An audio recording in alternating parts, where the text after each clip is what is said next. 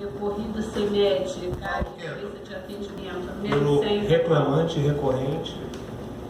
Recorrida, conhecimento providente. Peço a palavra.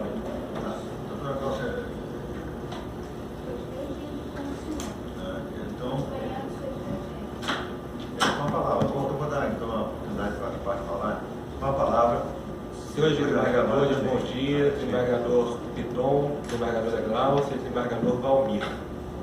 Trata-se de uma reclamação trabalhista de uma médica que trabalhou na AMIL, todos conhecem o hospital da AMIL, CEMED Care na Tijuca. Trabalhou ao longo de 3 anos aproximadamente. No primeiro período, ela tinha uma carga horária de 12 horas semanais, fazia um plantão na emergência, durante o primeiro ano de contrato. E no segundo período, a carga horária dela foi aumentada para 30 horas semanais, trabalhando 3 dias por semana. Eu vou começar, excelência da sustentação, pelo final. Eu estava estudando um voto do desembargador da Movite, que acabou de sair, e ele dizia lá, teoria da relação de emprego, uma palavra alemã de origem germânica impronunciável, mas o cerne da teoria seria o seguinte: admitida a prestação de serviço, que é o que a readmite, a incontroversa prestação de serviços, o ônus da prova de comprovar que não haveriam os requisitos do artigo 3º da CLT é da ré. Então, se o autor, para comprovar o vínculo, tem que comprovar de forma cabal a habitualidade, a onerosidade, a subordinação e a pessoalidade, quando o ônus é da ré, do fato impeditivo, extintivo ou modificativo do direito do autor, ela também tem que comprovar de forma cabal. E data vênia não fez. Ao contrário, a prova aqui é contundente no sentido da relação de emprego. Por quê? Primeiro, com relação à habitualidade. Eu não comprovei a habitualidade, está comprovada aqui a continuidade. A autora ia 3 vezes por semana, carga horária de 30 horas semanais, no segundo período. No primeiro ela era plantonista, 1 vez por semana, habitualidade, uma dúvida. Não há prova de que ao longo desses 3 anos ela tenha faltado 1 dia sequer no período contratual. Então, quanto a esse requisito, há inclusive os relatórios, o CIS Agendas, que é um sistema da AMIL comprovando que a reclamante ia ao emprego. E mais, excelência, inclusive a prova oral, isso foi afirmado na inicial, não foi objeto de impugnação e a prova oral confirmou. A autora, ela era referência na Zona Oeste em matéria de procedimentos cirúrgicos da ré. Ela era médica dermatologista. No segundo período contratual da ré, ela participou de um programa Viva Mil, é um programa de emagrecimento da ré, e ela é uma médica dermatologista responsável por esse setor e fazia pequenas cirurgias, ela era referência em matéria de cirurgia. Então, além da pessoalidade, da subordinação, com ela não chegava a hora que ela queria. Ela tinha um superior hierárquico, coordenador dela, que foi inclusive testemunha dela nessa ação, e havia toda uma subordinação com relação ao controle do trabalho. Não poderia chegar a médica lá e fazer o que quisesse a seu bel prazer. A tese de defesa da ré é o seguinte: não há relação de emprego, há um contrato de prestação de serviços. Contrato esse que não veio aos autos.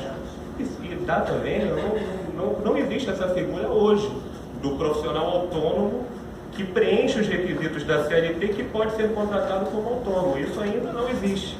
Parece que a reforma trabalhista vai prever a partir de novembro, mas no caso não se aplica. Me parece que é uma tentativa da ré de fraudar os direitos trabalhistas.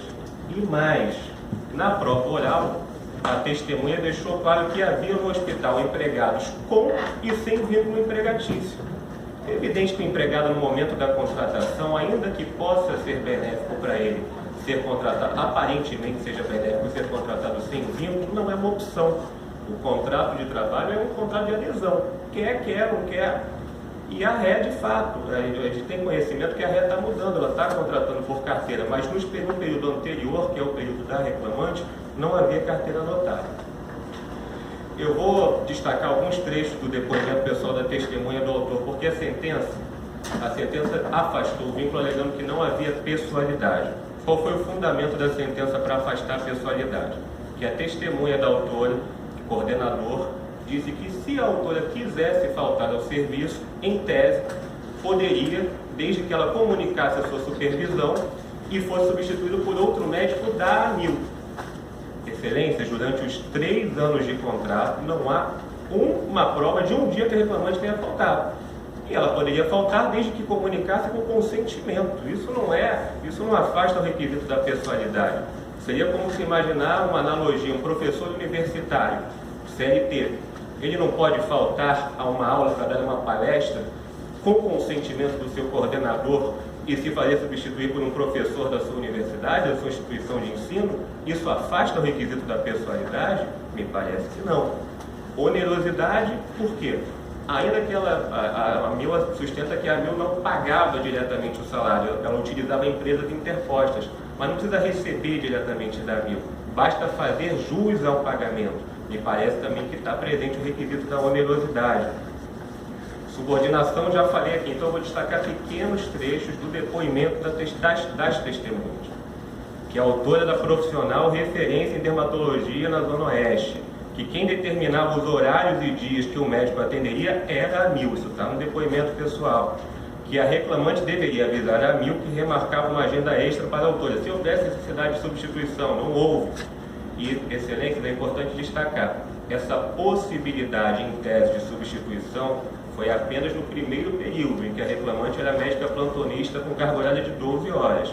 No segundo período, não, ela era uma empregada comum, 3 dias na semana, carga horária normal, 30 horas semanais, que não era permitido enviar um colega para cumprir a agenda do dia, pois era necessário ter vínculo com a empresa e cadastro dentro do sistema Mil.